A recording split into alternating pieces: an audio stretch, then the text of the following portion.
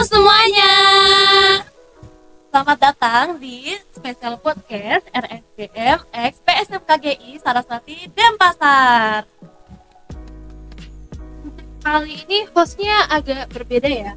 Kan tahun lalu ganteng, kalau kali ini cantik-cantik dulu ya. Kami 2A, saya Akta, saya Angel. Jadi di podcast WOHD itu kita kedatangan seru, yaitu ada Dokter Dewa Putu Januar Eka Prasetya, spesialis periodontia. Mungkin kita boleh. Oke, selamat pagi, siang, ataupun sore saat kalian nonton ini. Perkenalkan, saya Dokter Gigi Dewa Putu Januar Eka Prasetya, spesialis periodontia. Ya, biasa dipanggil Dokter Januar atau Dokter Ojan. Di sini saya juga sebagai dosen di bagian periodontia di FKG Unmas. Ya. Terima kasih kita akan membahas mengenai teknik.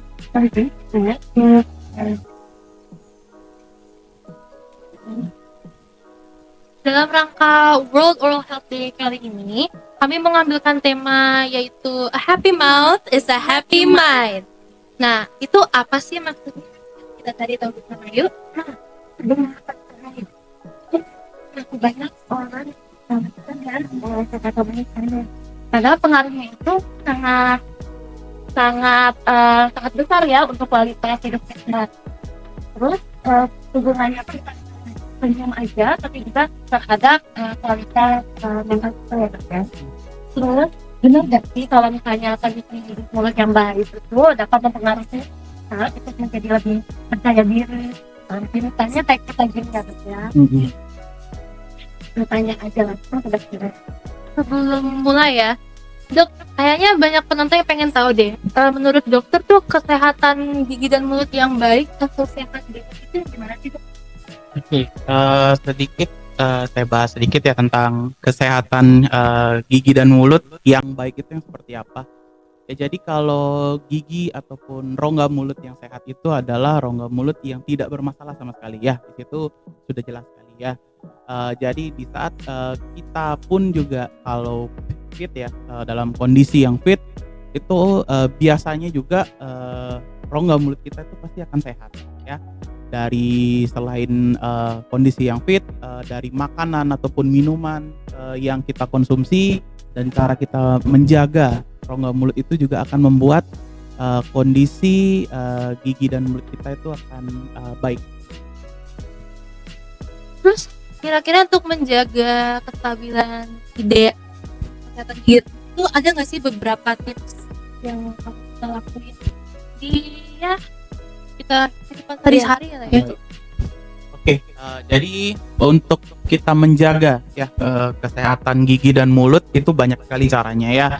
Mungkin yang sering sudah kita dengar dan banyak ya dari kita kecil selalu dijelaskan, yaitu sikat gigi 2 kali sehari ya, sikat gigi 2 kali sehari. Nah, tapi yang jadi permasalahan atau yang jadi pertanyaannya, kapan sih kita sikat gigi 2 kali sehari itu kapan aja sih? Kapan yang tepatnya ya? Sikat gigi 2 kali sehari itu yang tepat itu adalah pagi saat setelah sarapan dan malam sebelum tidur ya. Jadi untuk sikat gigi memang biasanya ada orang yang sikat giginya 2 kali sehari tapi habis mandi ya, atau malam atau sore setelah pas saat mandinya. Ya, kalau dibilang benar, tapi kurang tepat ya. Kalau mau ditanya yang tepat itu adalah pagi setelah sarapan sama malam sebelum tidur ya.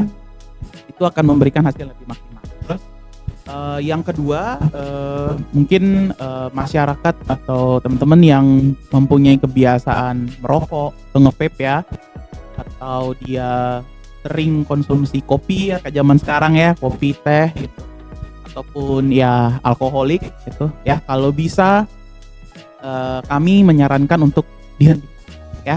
Tapi satu sisi biasa itu kan sudah merupakan kebiasaan ya. Jadi kalaupun tidak bisa, mungkin bisa dikurangi intensitasnya ya. entah itu misalnya merokok 1 bungkus per hari, kita berusaha untuk kurangi setengahnya atau beberapa batang aja per hari ya. Nah, selain itu juga kita bisa membiasakan setelah mengkonsumsi atau melakukan kebiasaan entah itu merokok, ngopi, teh atau minum alkohol gitu misalnya, itu tetap berkumur ya.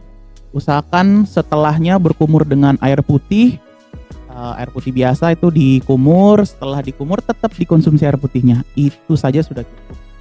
Nah, dan yang terakhir itu yang tidak kalah penting adalah biasakan atau rutinkan periksa ke dokter gigi setiap 6 bulan sekali ya. Kenapa setiap 6 bulan sekali atau kenapa sih kita harus rutin ya memeriksakan gigi?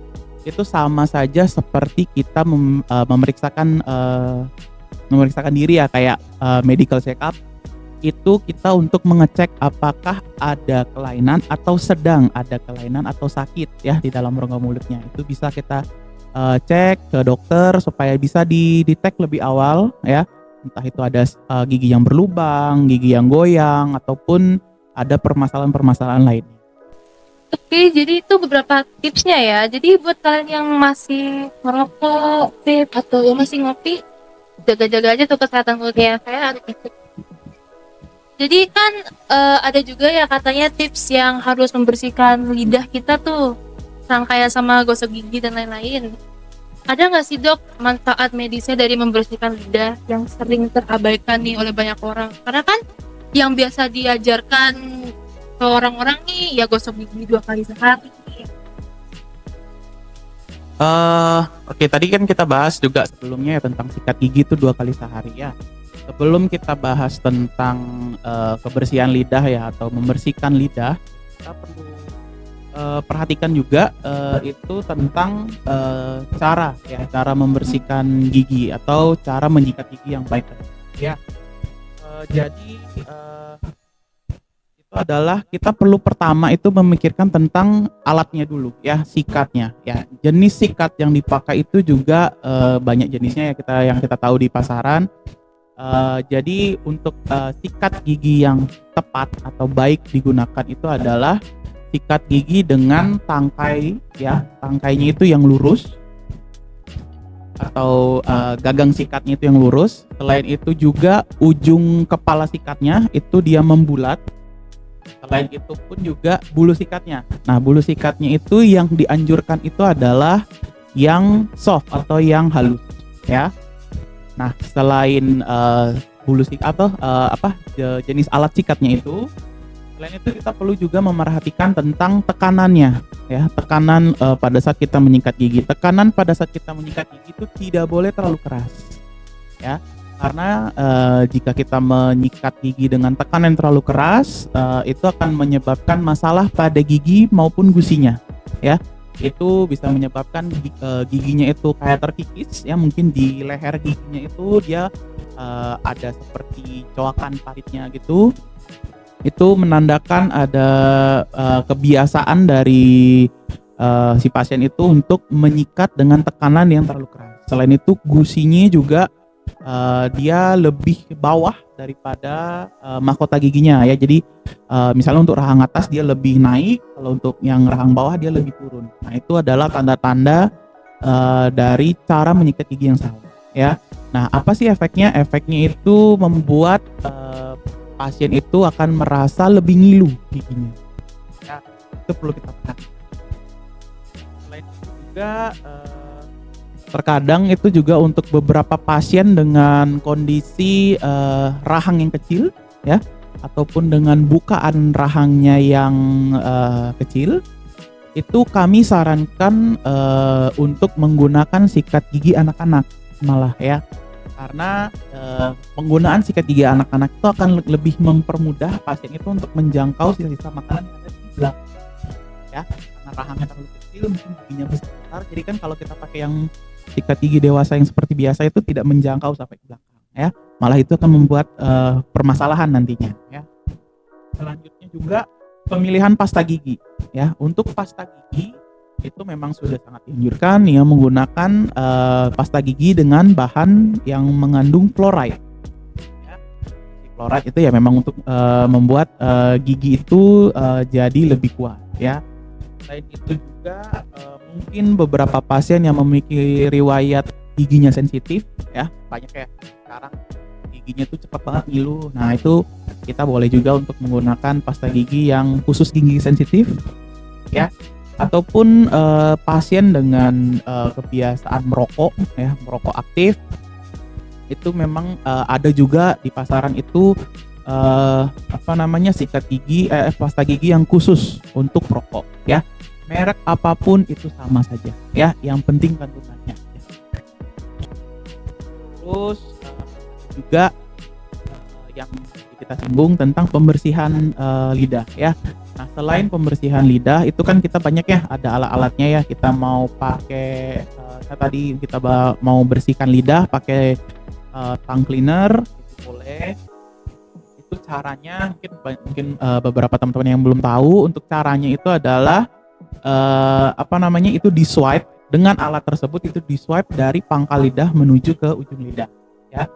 Kalau misalnya tidak ada tongue cleaner atau alat pembersih lidah, itu bisa juga menggunakan kasa steril ya. Kasa steril itu bisa kayak mungkin bagi ibu-ibu baru nih gitu ya, biasanya kalau punya bayi kan pastilah sering lihat-lihat di TikTok atau di Reels gitu, cara membersihkan lidah untuk bayinya itu sama sebenarnya. Nah, penting nggak sih? Penting ya.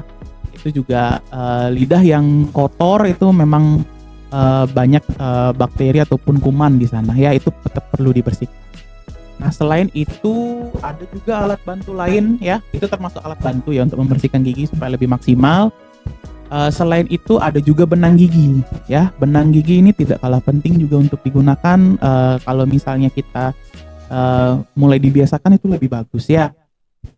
Selain benang gigi itu biasanya untuk para teman-teman yang pakai kawat gigi istilahnya atau bracket, itu biasanya setelah pemasangan dari dokter giginya itu pasti akan istilahnya dibekelin ya sama yang namanya interdental brush ya.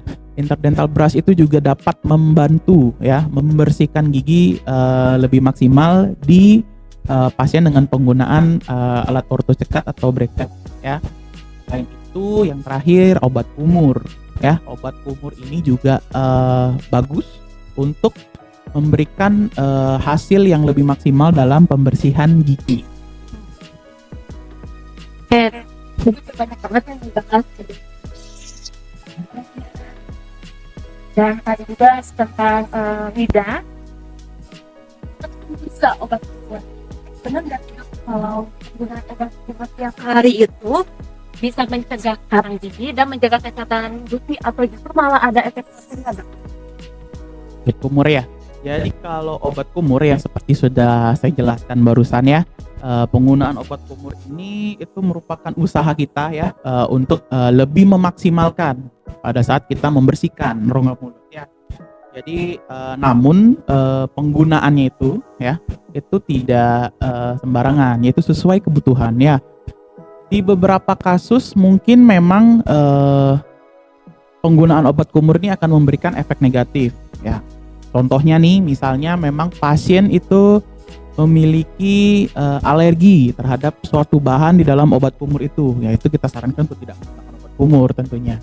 Nah, tapi ada beberapa kasus juga penggunaan obat kumur ini dapat membantu untuk memberikan hasil yang lebih maksimal lagi dalam pembersihan rongga mulut. Mungkin contohnya itu pada pasien pos pembedahan atau pasca perawatan tindakan pembedahan ya.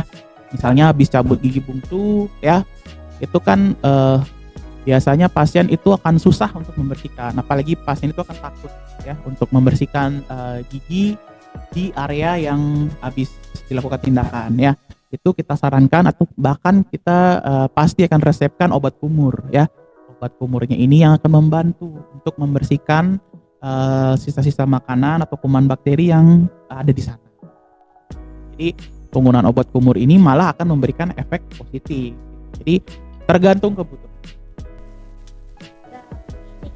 Selain kebersihan mulut yang kurang terjaga, mungkin apakah ada kondisi medis tertentu yang bisa membuat seseorang rentan mengalami masalah gusi atau mungkin permasalahan gigi lain, dokter? Ya, tentu ada ya kalau untuk masalah atau penyakit medis lain gitu. Jadi beberapa kondisi penyakit ataupun kita bisa bilang penyakit sistemik ya. Seperti contoh itu diabetes mellitus yang tidak terkontrol. Itu akan berpengaruh kepada kondisi rongga mulutnya, terutama jaringan periodontal ya, jaringan pendukung gigi ya, kalau istilah awam. Jadi pada pasien dengan DM yang tidak terkontrol ini itu biasanya memiliki beberapa tanda-tanda ciri khas ya. Seperti contoh itu giginya banyak atau rata-rata pada goyang ya. Selanjutnya juga itu pasien itu secara tidak sadar atau tidak disadari itu ada beberapa gigi yang memiliki riwayat dia terlepas sendiri ya, tidak ke dokter gigi, tidak dicabut tapi dia giginya lepas saja gitu sendiri tiba-tiba. Nah itu tanda-tanda dari penyakit sistemik ya, diabetes mellitus yang tidak terkontrol yang tidak dilakukan perawatan. Selain itu juga biasanya ciri khas lainnya itu adalah pasien itu memiliki bau mulut ya, bau mulutnya itu khas banget, itu bau aseton atau bau pembersih pewarna kuku ya.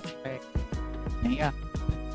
Selain itu juga selain diabetes mellitus itu ada pada kondisi pasien dengan riwayat penyakit jantung. Nah kalau tadi kan diabetes mellitusnya itu akan mempengaruhi jaringan atau mempengaruhi giginya ya. Nah sekarang kalau misalnya dia punya penyakit jantung, itu kebalikannya. Kondisi gigi yang atau rongga mulut yang kotor itu akan atau bisa membuat penyakit yang diderita itu makin parah. Itu penyakit jantungnya akan bisa lebih parah. Kenapa? Karena yang kita ketahui di gigi itu kan pasti ada sisa makanan ya. Sisa makanan itu mengandung kuman dan bakteri yang dimana itu dia menempel di permukaan gigi dan lebih seringnya itu di leher gigi ya. Kalau kita bahasa awamnya ya, leher gigi di antara mahkota gigi dan gusi itu di leher giginya itu ternempel di sana. Nah, jadi di gusi itu banyak ada pembuluh darah ya.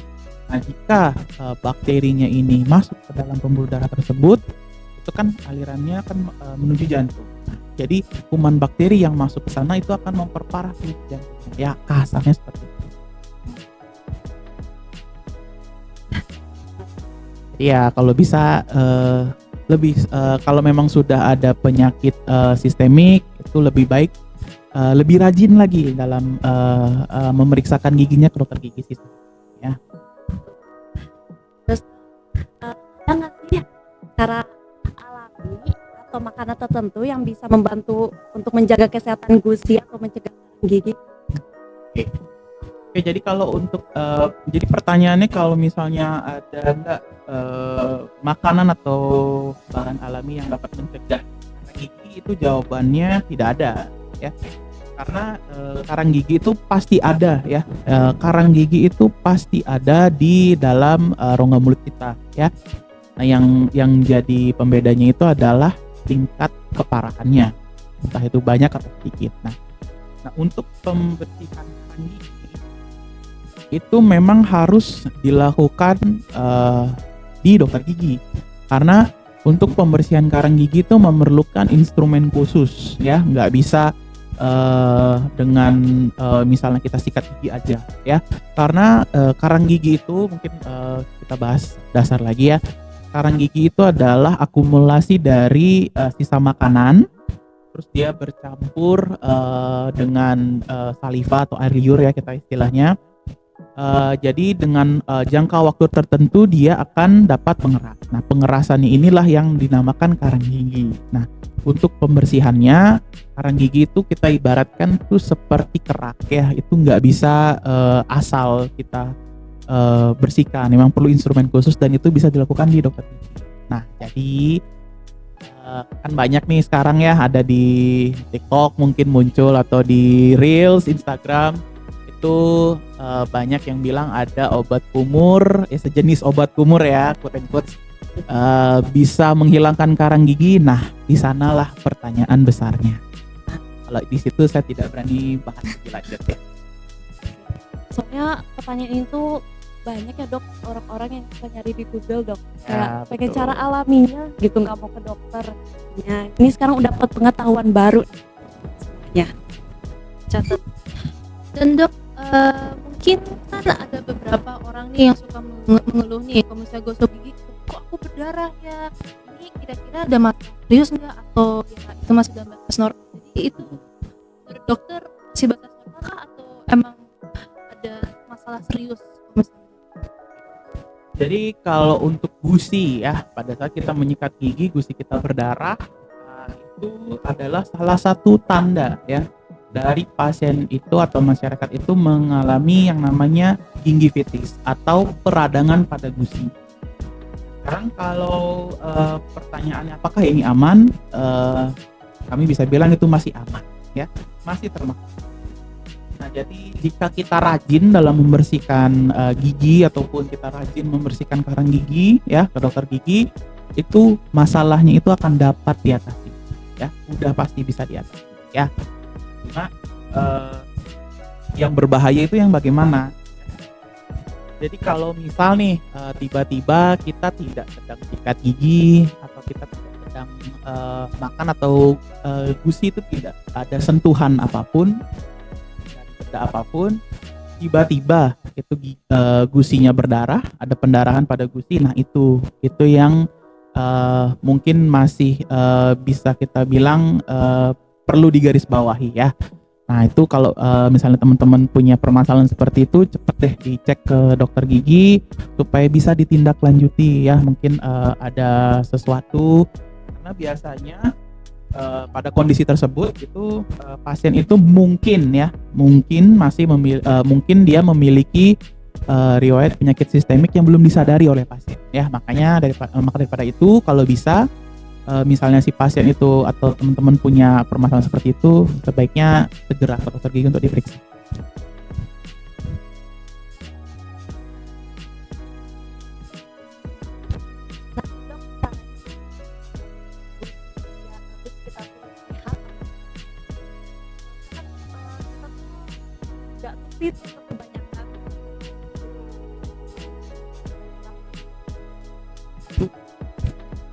Mengetahui gusi kita itu sehat ya. Oke, yang pertama itu yang paling gampang itu adalah kita bisa melihat warnanya. Oke, warna gusi yang sehat itu adalah yang berwarna merah muda atau kita biasanya menyebut pink coral ya, coral pink. Jadi itu ciri khas banget. Kalau misalnya gusi kita berwarna seperti itu artinya gusi kita sehat. Yang tidak boleh yang bagaimana? Yang kemerahan atau merah terang itu tidak boleh. Itu artinya kita mengalami peradangan. Ataupun yang berwarna hitam kebiruan ya, itu biasanya pada pasien atau pada masyarakat yang memiliki kebiasaan merokok ya, itu ciri khas. Selanjutnya yang kedua, bentuknya ya. Bentuk dari gusi yang sehat itu adalah bentuknya itu seperti huruf U ya. Kalau untuk orang bawah yang U, kalau orang atas tuh U. Itu gusinya tuh harusnya berbentuk seperti itu. Dan yang kedua, di antar gigi ya, gusinya itu harus meruncing ya, runcing bentuknya. Itu artinya gusinya sehat. Selanjutnya itu konsistensinya itu kenyal ya. Kalau dia keset itu lebih bisa dibilang itu pasien itu mengalami keradangan pada gusinya. Selanjutnya terus yang sebelumnya juga, kalau misalnya gusinya itu pada saat kita menyikat gigi ada pendarahan, nah itu berarti gusinya sedang tidak sehat. Kalau misalnya tidak ada berarti gusinya sehat ya. Terus permukaannya itu kalau kita lihat lebih detail ya, itu dia permukaannya itu seperti ada tekstur kulit jeruk. Nah itu adalah tanda-tanda gusi kita sehat. Jadi gini dok, kan tadi udah disinggung juga tentang karang gigi ya dok ya. Nah terus ada pertanyaan lagi tentang karang gigi. Kenapa ada orang misalnya yang cenderung karang giginya tuh cepat muncul dok, dibandingkan sama orang-orang yang jarang scaling apa-apa tapi nggak ada karang giginya dok, kayak gitu. Mungkin boleh bisa dijelaskan? Nah, jadi setiap orang itu pasti berbeda-beda ya durasi dari munculnya karang gigi ya. Seperti yang dijelaskan sebelumnya, setiap orang itu pasti ada karang giginya, tidak mungkin tidak. Nah, jadi banyak faktor ya yang mempengaruhi itu yang seperti contoh makanan ataupun minuman yang dikonsumsi yang tadi kita bahas ya, antara ngopi, teh atau alkohol, itu biasanya akan lebih mudah atau lebih cepat munculnya karang gigi. Selanjutnya makan atau minuman yang memiliki tingkat keasaman yang tinggi itu biasanya juga akan lebih cepat muncul karang giginya. Selanjutnya itu biasanya itu pasien yang karang giginya cepat itu biasanya ya konsistensi air liurnya itu cenderung kental ya. Itu biasanya pasti karang giginya lebih cepat muncul. Jadi kalau kayak gitu terus kita sarankan bukan 6 bulan sekali tapi 3 bulan sekali, karena kan dia cepat muncul karang giginya. Lalu pada orang yang memiliki kebiasaan mengunyah satu sisi ya, kadang kalau kita lagi sakit gigi, lagi berlubang mungkin di sebelah kanan, kita jarang pakai itu makan, kita lebih sering pakai yang sebelah kiri. Nah biasanya sisi yang jarang digunakan untuk mengunyah itu malah lebih banyak penumpukan sisa makanannya, otomatis akan lebih banyak karang gigi. Lalu pada perokok aktif bersama ya, kalau perokok itu pasti akan lebih mudah. Selain itu juga ciri khasnya itu ada stain atau corak atau bercak kecoklatan di gigi. Oke, berarti ini udah terjawab ya buat orang-orang nih yang sering bertanya kenapa aku punya banyak karang gigi kok lebih cepet gitu, yang lain kok nggak ada. Ya, ini tuh semuanya pasti ada karang gigi tapi dipengaruhi oleh beberapa faktor ya dok ya. Jadi kita harus lebih menjaga gaya hidup kita. Dok, sekarang kita singgung dikit ke tema kita tadi kali ya, happy mouth is a happy mind. Nah kan aku yakin nih di sini bakal banyak Gen Z lah ya yang nonton podcast kita nih ya. Bisa dibilang Gen Z kan sekarang nih agak lebih, wawasannya lebih gitu ya, aware ya kepada mental health. Nah, ngomongin tentang Gen Z dan masalah mental health atau lainnya, ada nggak sih dok berapa besar pengaruh stres atau kecemasan atau misalnya depresi terhadap kesehatan gigi dan gusi, dan ada nggak kaitannya dengan peningkatan resiko penyakit gusi dan kerusakan giginya tuh? Bahas tentang mental health ya, atau ya biasa orang cemas atau tingkat stres yang tinggi ya. Jadi itu secara tidak langsung itu kecemasan ataupun tingkat stres itu akan mempengaruhi ya, akan mempengaruhi kesehatan gigi ataupun yang tadi kita bahas jaringan periodontal, jaringan pendukung giginya itu akan mempengaruhi ya. Jadi pada kondisi cemas ataupun stres itu terkadang kita memiliki kebiasaan-kebiasaan yang tidak kita sadari ya. Kebiasaan itu mungkin contoh nih, misalnya lagi ujian nih misalnya ya, lagi ujian nggak bisa jawab, bingung nih jawabannya. Yes. Nah itu biasanya ada beberapa orang yang memiliki kecenderungan atau kebiasaan menggigit pulpen ya, atau menggigit kuku kalau misalnya lagi cemas. Nah itu otomatis akan mengganggu jaringan pendukung gigi atau jaringan periodontalnya ya. Selain itu atau mungkin sedang stres ya, tingkat stres yang tinggi itu secara tidak sadar kita tuh kalau lagi stres itu kan kita kesel ya rasanya ya. Kita beberapa orang itu kalau kesel itu kan sering mengatupkan giginya kayak gitu ya. Kalau dilakukan secara terus menerus ya tanpa kita sadari itu akan mempengaruhi jaringan periodontalnya atau jaringan giginya ya. Selain itu juga pada teman-teman yang mungkin memiliki tingkat stres dan yang tinggi dan juga memiliki kebiasaan merokok ya, otomatis jika kita stres itu peningkatan kita untuk merokok itu pasti akan lebih tinggi ya. Ya mungkin sebelumnya cuma 10 batang itu bisa jadi 1 bungkus, 2 bungkus gitu karena saking stres ya. Mungkin stres karena pekerjaan juga ya kan, kita merokok lebih banyak. ataupun selain merokok, ngopi juga kan tadi ya kita bahas, kopi juga tidak terlalu baik jika dikonsumsi dalam jumlah yang berlebih ya istilahnya ya, apapun yang berlebih ya. Kalau dari sisi tingkah laku kalau kita lagi stres ataupun lagi cemas itu kita kan cenderung males ya buat ngapa-ngapain ya, terutama buat stres kita lebih males ya. Jadi otomatis kita akan males buat makan atau minum. Jadi otomatis nutrisi maupun kita tuh asupan mineral dalam tubuh kita tuh juga akan mempengaruhi ya jaringan kesehatan giginya ya. Terus jadi itu sangat-sangat akan mempengaruhi ya kesehatan gusi itu terutama ya, itu akan apalagi juga pasien dengan tingkat stres yang tinggi itu, apalagi terutama pekerjaan itu akan sangat-sangat. Berarti bisa dibilang ada hal-hal yang kita nggak sadari Iya, mempengaruhi. Ini masih lanjut nih dok sama permasalahan mental atau kecemasan. Kadang kan bisa juga sampai terbawa saat ingin tidur tuh. Apakah cara posisi tidur, entah misalnya tengkurap atau miring atau berganti-ganti posisi, sering dalam satu posisi itu terus-menerus dapat mempengaruhi kesehatan gigi dan mulut dok? Ya itu tentu saja ya ada ya pengaruhnya. Misalnya nih kita lagi cemas ataupun stres itu otomatis akan mempengaruhi kualitas tidur kita ya.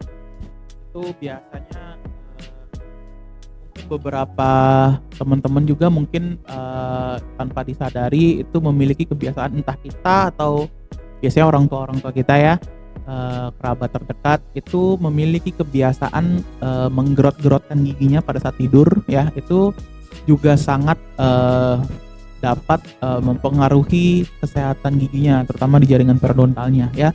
Karena biasanya kalau kita sering menggerot-gerotkan gigi itu dia secara alami gitu gigi kita akan tergerus atau terkikis ya. Nah itu otomatis biasanya ya pasien tersebut itu akan mengalami sakit gigi yang luar biasa, padahal dia merasa gigi saya nggak ada yang bolong.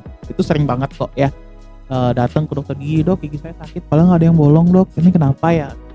Lihat ternyata giginya tuh kayak terkikis hampir keseluruhannya. Nah akhirnya baru dicoba dicari tahu, oh ternyata kebiasaan tidurnya itu menggerut-gerotkan gigi. Mungkin dilihat dari suaminya atau istrinya yang mendengar gitu ya. Salah satu pasangan itu tidur dia menggerut-gerotkan gigi ya. Selain itu juga kalau tadi kita bahas tentang posisi ya, posisi yang akan mempengaruhi kesehatan gigi atau itu adalah posisi dengan tidur miring, yang dimana kita menopang dagu atau kalau kayak seperti ini ya, itu atau tidurnya seperti gitu ya, itu otomatis dia akan mengganggu otot ya, rahang ya, atau kita biasanya sebut TMJ-nya ya. Itu biasanya akan sangat-sangat mempengaruhi, biasanya bakal sakit banget. Nah ciri-cirinya apa sih? Ciri-cirinya yang paling mudah kita pahami itu adalah pada saat kita membuka mulut atau kita saat menguap itu ada bunyi tek atau bunyi klik ya di sendi rahang kita. Nah itu kalau teman-teman ada permasalahan seperti itu, lebih baik cepat-cepat deh ke dokter gigi biar bisa deteksi lebih awal, ataupun nanti bisa kita bantu untuk terapinya. Wah, informasinya sangat bermanfaat. Ini kita udah banyak banget pertanyaan-pertanyaan, terus juga udah dijawab oleh Dokter Januar. Pokoknya sangat mendapatkan informasi baru juga ya buat kita yang biasa cuma nanya di Google, lihat TikTok, cari ya yang gampang-gampang aja, tapi nggak mau nanya ke dokter langsung gitu. Makanya mulai dari sekarang lebih sering jaga kesehatan mulutnya, terus juga tanya dokter aja langsung datang ya. Just ingat, a happy mouth is a happy mind. Jadi mulai dari sekarang kata kita wajib banget untuk rawat mulut kita agar kehidupan kita makin cerah. Sebelumnya terima kasih banyak untuk Dokter Januar yang sudah bergabung untuk memberikan pengetahuan barunya untuk kita semua. Sama-sama. Dan juga terima kasih untuk semua yang sudah bergabung di episode kali ini gitu. Sebelum itu kita tanya dulu pesan-pesan untuk dari dokternya untuk acara ini. Oke, pesan-pesan saya sih kalau bisa acara-acara kayak gini ataupun sharing-sharing kayak gini lebih sering ya, ataupun kita cari beberapa topik-topik yang lain karena sebenarnya banyak banget ya pertanyaan-pertanyaan yang dari masyarakat yang belum terjawab kadang-kadang, atau banyak keingintahuan yang rasanya tuh kayak malu buat ditanyain gitu ya. Beberapa topik-topik itu banyak ya. Terus juga sebelumnya untuk World Oral Health Day ya, ini dari tahun ke tahun memang sering banget ya kita adain. Jadi menurut saya sih acara ini bagus ya, bisa memberikan wawasan juga kepada masyarakat. Terima kasih banget ya dok udah menjadi Sama-sama. speaker. Nah, so jangan lupa untuk kalian semua yang sedang nonton untuk selalu menjaga kebersihan mulut dan mulailah hari dengan senyum yang penuh kebahagiaan. Oke, jadi kayak itu aja dari kita ya. Sampai jumpa di episode berikutnya. Dadah.